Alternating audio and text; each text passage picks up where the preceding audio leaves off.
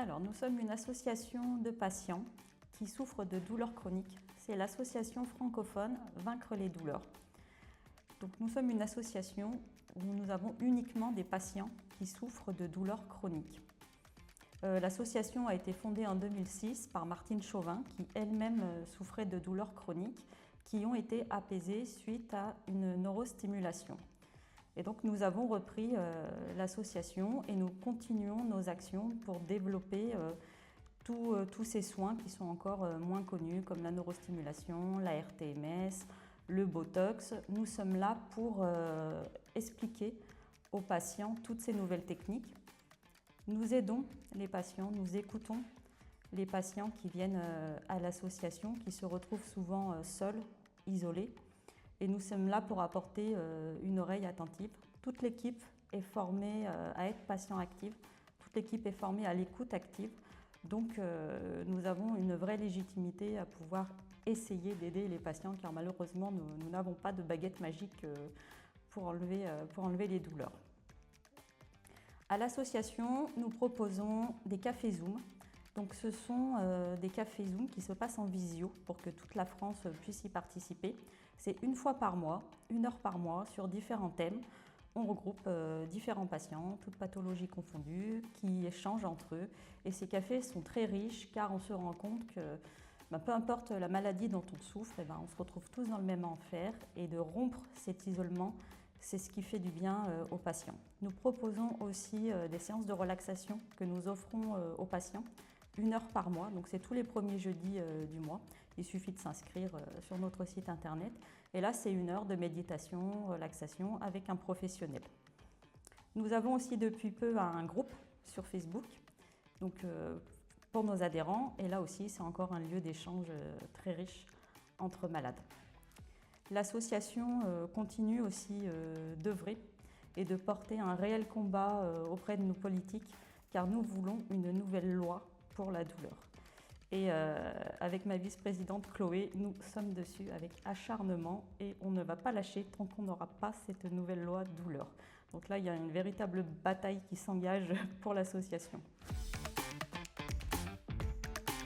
L'association représente vraiment toutes les douleurs chroniques. Donc forcément beaucoup de pathologies, que ce soit de l'endométriose, de la fibromyalgie, des douleurs de sciatique, de lombalgie, des céphalées. Moi-même je suis atteinte d'algie vasculaire de la phase, donc on a de plus en plus de patients qui nous ont rejoints avec cette pathologie. On est vraiment sur toutes les pathologies qui entraînent des douleurs invalidantes, qui impliquent la qualité de vie du patient.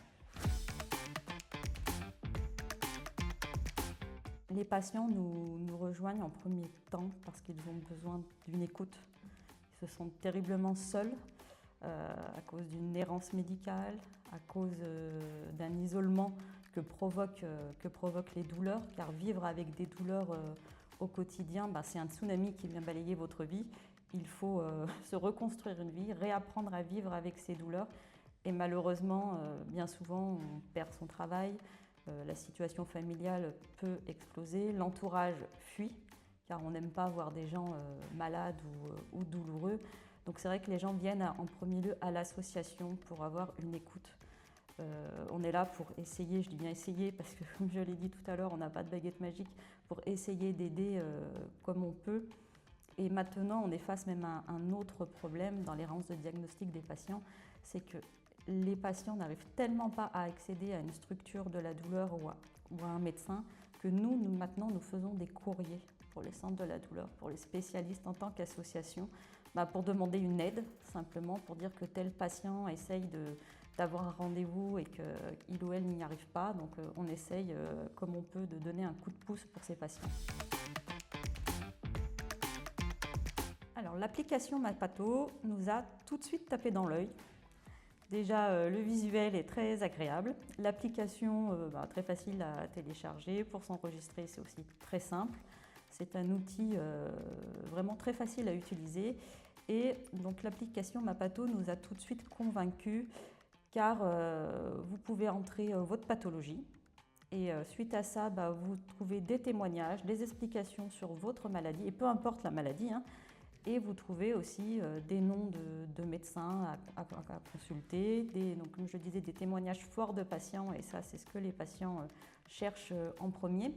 Et puis, c'est un véritable journal de bord, je dirais, car vous pouvez entrer vos traitements, expliquer vos douleurs au jour le jour. C'est vraiment un outil qui peut vous suivre quotidiennement et qui, je le redis, est facile à utiliser. Alors, ce partenariat avec Mapato nous est d'une grande aide, car forcément, nous sommes tous patients experts, mais patients experts de notre pathologie. Donc moi, un patient à l'association qui me contacte pour mes maladies, j'ai envie de dire, c'est bon, je maîtrise, il n'y a pas de problème. D'autres patients qui me consultent pour une pathologie du dos, du pied ou autre, un peu plus compliqué. Donc, Mapato, on tape le nom de la maladie et il y a tout de suite les réponses que l'on cherche, et même pour le patient qui a besoin de médecins, de témoignages. Donc on va dire que c'est une vraie complémentarité pour nous, pour aider les patients. Alors moi personnellement, ce qui me plaît le plus dans l'application Mapato, c'est cette idée de pouvoir suivre avec ces traitements. D'ailleurs, je m'en sers parce que des fois j'oublie. C'est bien, c'est un petit rappel pour les traitements. Et puis, si on veut changer de médecin, les témoignages, il y a quand même régulièrement des témoignages mis à jour, les échanges aussi avec des malades via des forums. Et le site sur Instagram aussi est très bien fait, avec la petite question tous les jours, où d'ailleurs j'aime beaucoup y répondre aussi. Mais c'est un véritable outil, aide aussi bien ludique, avec un petit ton d'humour, car il faut quand même avoir un ton d'humour aussi avec la douleur et avec les maladies. Non, c'est un véritable outil. Moi, c'est la petite médicament, traitement. J'aime bien aller cliquer dessus.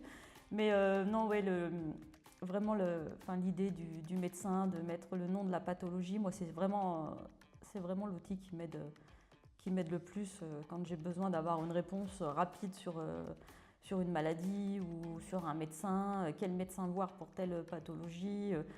C'est facile. Alors, le message que je voudrais adresser, c'est que je sais que le chemin dans la maladie, dans la douleur, est long, que le chemin est semé d'épreuves plus ou moins difficiles, et que vraiment, il ne faut pas abandonner le parcours médical.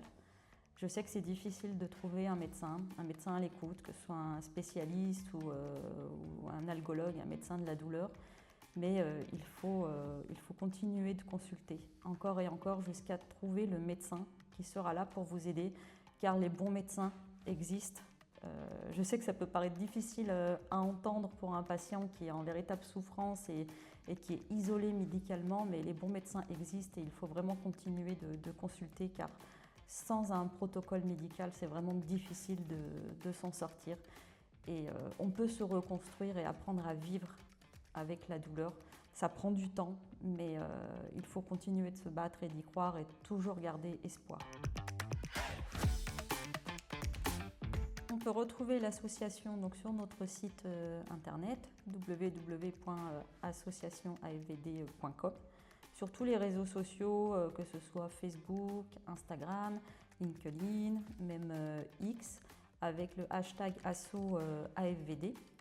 Et si vous devenez adhérent de l'association, tous les mois vous recevez une newsletter où là vous avez tous les mois l'actu et l'actualité et toutes les informations de l'association.